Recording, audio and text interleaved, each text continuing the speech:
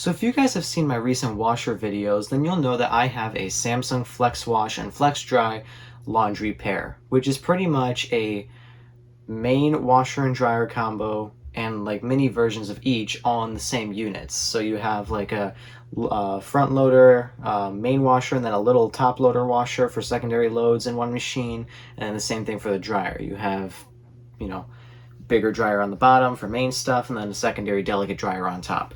Now, this doesn't seem to be a really popular machine by Samsung, and rightfully so, because quite honestly, it's not really the best of quality, but there are quite a few different variations of it that I'm honestly kind of shocked even exist. So why don't we look into those today? Okay, so let's look at this first one here. This is the variation that I have, with everything on the panel being a touchpad of the touchpad variety. Now, in this video, we're mostly just going to be talking about the controls with a little things here and there, and we're basically just gonna be talking about the washers because it's pretty much the same for the dryers. Anyway, with that out of the way, this is the pair that I have here. Like I said, where everything is touch controlled, you have all the features laid out, all buttons, no knobs, anything like that.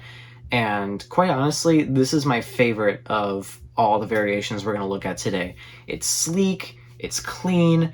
You know, some people might think the display is a bit cluttered because of all the wording, but quite honestly, I don't see that as being a problem. I think everything is organized in such a neat way with the lines and the buttons and stuff like that, where it's not going to be too confusing. And especially between the upper and lower washer, there's distinction between the two panels. You have the color difference, which definitely helps, you know, and of course the wording as well.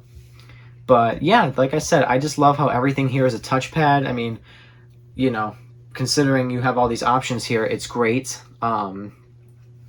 You know, like I said, you have all the features. You have like super speed. You can rinse up to 5 times.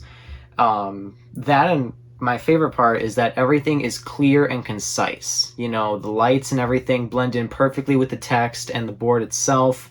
There's no like divots or like unevenness at all. Everything just blends in so smoothly. And it's really easy to understand and read too. Like, we look at this here. We have the upper washer. It's going to be running the normal cycle with warm water and smart control activated. It's going to take 39 minutes to complete. And then on the lower washer, it's going to be running the normal cycle with warm water. It's going to rinse 2 times. The final spin is going to be on the high speed, and we have normal soil with super speed and smart control options equipped. Like I said, I love how all the modifiers and options and everything are organized. You have a wide variety of cycles to choose from for basically every washing need you can think of.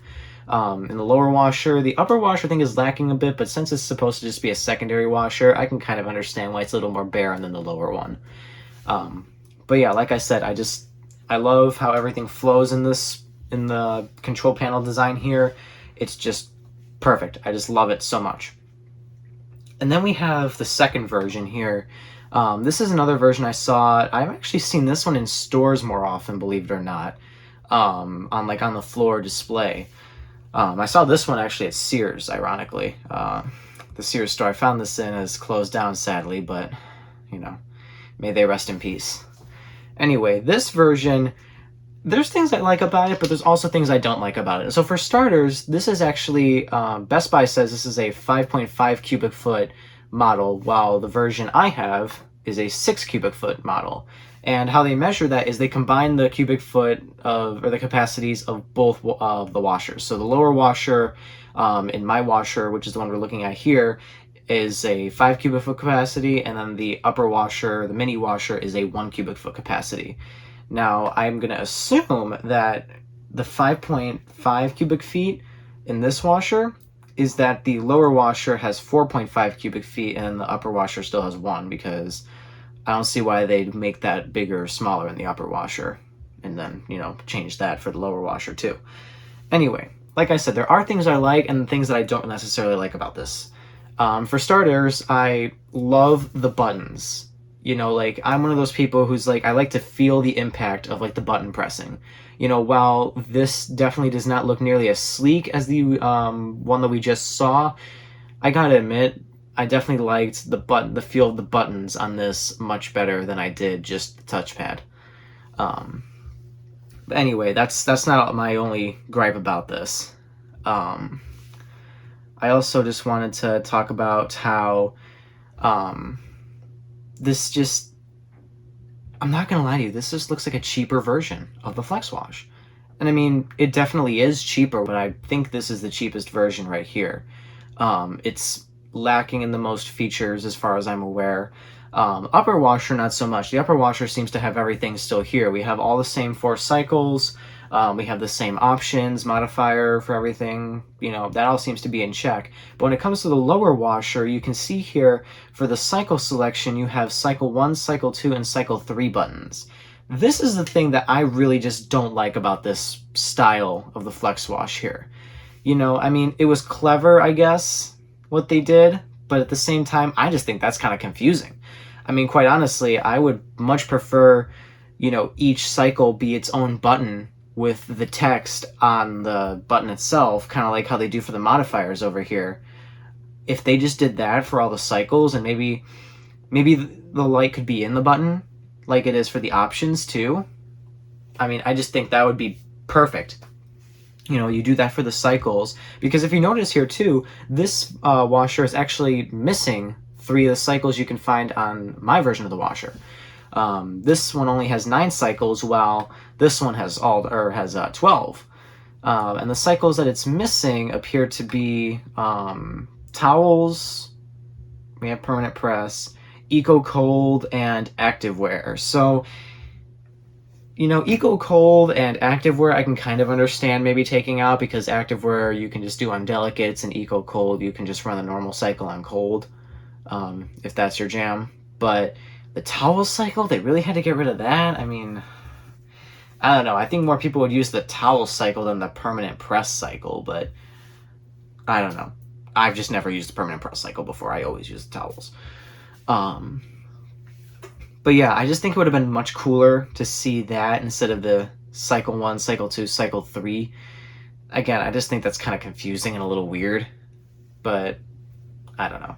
I mean, you can see that the upper washer has its own buttons too, but again, this is a little weird how they did for the upper washer. They just have these little bars on the bottom that you can press to select the cycles and the modifiers and the options, which, you know, it's fine. It's closer to what I want than what we have on the lower washer, but again, I think it would have been much better if they just had the cycle. Like, I would have preferred just 4 big buttons with the name of the cycle on it, and then, you know, the lights in there too. Speaking of the lights, you notice here how they actually seem to be indented a bit. I'll try zooming in for you, but yeah, these definitely are indents in the panel itself. It definitely looks like if you were to like run your finger across the lights, you could feel each of them, which, you know, I'm not totally against, you know, especially like in the options, like how they have it here in these buttons. If it were in the buttons, I think it would look much better. But maybe since this is more of a, it's not as sleek of a design, that's maybe why they didn't want to blend it in with the panel. But I think it just would have looked much better if they did it that way. But maybe that's just me. Design is objective or subjective, by the way. Not objective. Maybe to some, but mostly subjective. Anyway, I love how the power and start buttons are literally big buttons. That's great on both machines. I do kind of miss a little light in the middle here, though, the little blue light you can kind of see on here. That was kind of nice. You know, it added some depth, but this bar will do. It's a very minor complaint. But more on lacking features here. You were missing the whole rinse number selection here. So you can only choose between your temperature, your spin speed, and your soil level. And even then, these have been significantly decreased too. The soil level, light, normal, heavy, that makes sense, because I don't know about you guys, but I don't see the point in having an extra light or an extra heavy soil level. Like, what does that really do? It, you know, decreases or adds a couple minutes to the cycle. Like, yeah, some extra cleaning is going to be done when you increase the soil level, but let's be honest here, probably isn't going to be that much. So, you know, just having the 3 soil level options makes sense. Either your clothes are, you know, normal wear, they're stained or something like that, so you do heavy soil, or they're maybe not as dirty, so you do light soil. It's simple. You know, there's no debating whether are my clothes lightly soiled or extra lightly soiled, or are my clothes heavily soiled or extra heavily soiled, you know? It's just, I think it's just much better the way they did it here. Spin speed's kind of the same thing, you know, you got low, medium, high, then no spin. It's kind of like a fan. You got your 3 speeds and then off pretty much. Again, I like it. Spin speeds, I would have much, I appreciate having like an extra high or a extra low spin speed too, because I feel like that gives you more versatility. And like for spin speed, I like more versatility and more options, but I do have to appreciate the simplicity that they put into this. So, you know, I gotta applaud them for that, like I said. Now, the temperature is where I really just don't understand what they were thinking.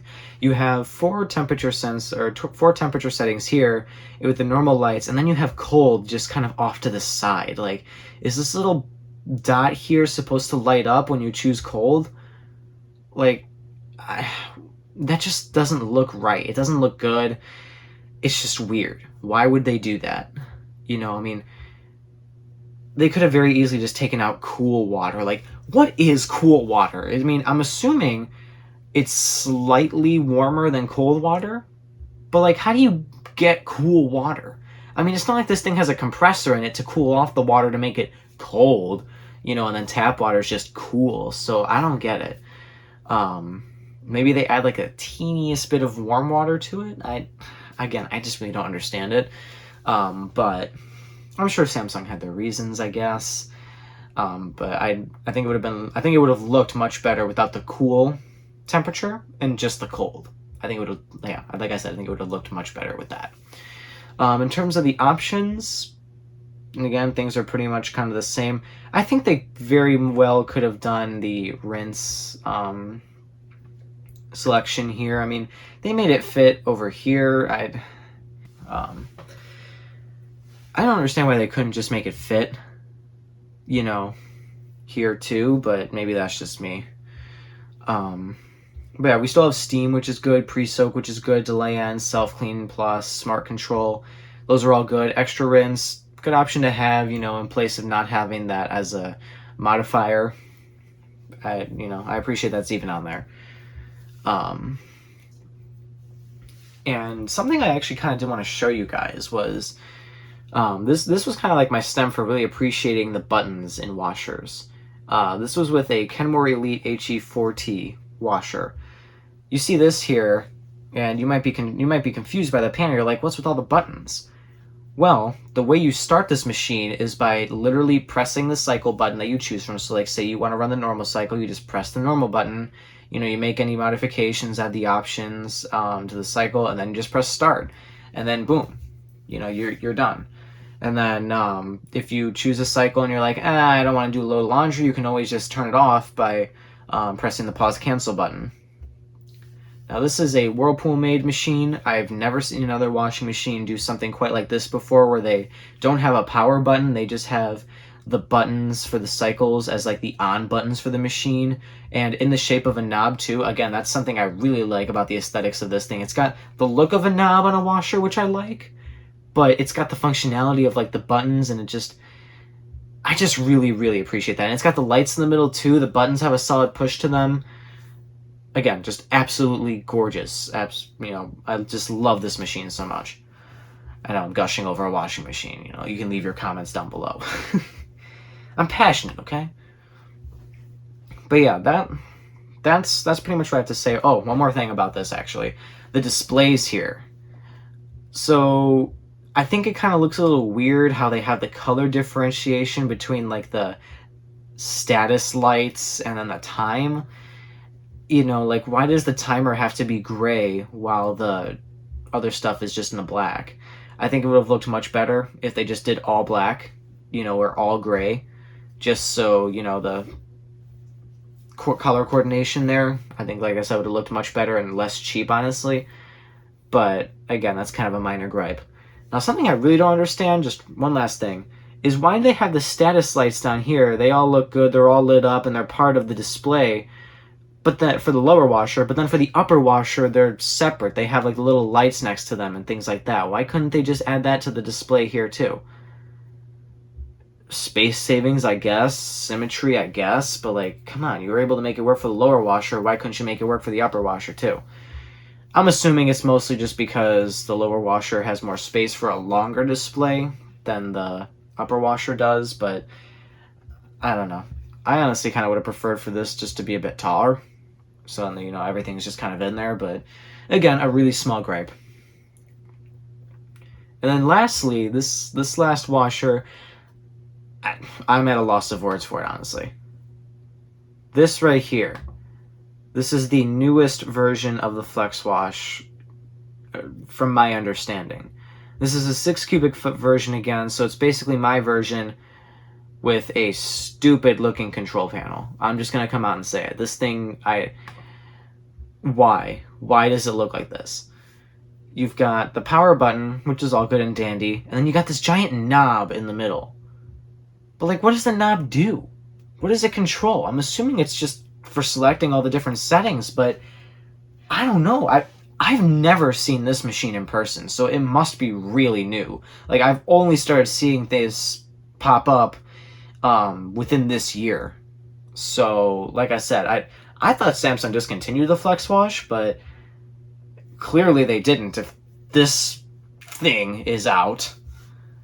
And I mean, just look at this. I mean, you've got upper and lower, you know, play buttons. I'm assuming these are actually buttons you can choose to control because you have one panel here for everything. So I'm assuming since the upper washer light is lit, that this means that the why can't I think of the word? That the display here is displaying the status and things like that of the upper washer. But why? This just looks, honestly, this just looks scary. Like, this thing looks like this thing looks like I would wake up and then it would just be sitting at the side of my bed and like the doors would open and like suck me in. It just got like that creepy, lifeless look to it. You know, at least with the other ones, like especially this one here, it's got some life into it. It's got some character, which I really like. And I mean, even for this one, it's like the more sophisticated version. You know, again, a lot of character, a lot's going on, but it looks busy, and honestly, it looks fun. This, I might just dress up as this thing for Halloween. It'll scare some people, because this thing is just creepy. I guess one feature that is nice about it is that it looks like they added Braille, so then blind people can do their laundry, which is nice. You know, it's a nice accessibility feature for sure. And I mean, if that's what this machine was meant for, then I guess I can kind of understand the more simple look, because, you know, if you can't see, what's the point in having all these words? You know, what use is that going to be to you? But with this, it's much more simple.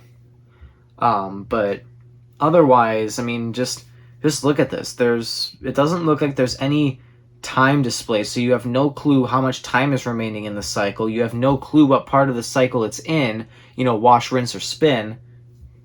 And, you know, like the modifiers here, what does temperature 3 mean? What does spin 2 mean? What does soil 2 mean? Does temperature 3 mean it's going to be at 3 degrees? Does spin 2 mean it's going to spin at 2 RPM? Does soil mean that there's 2 clothes that are soiled in it? Like, I'm just at a loss of words. I'm just at a complete loss of words.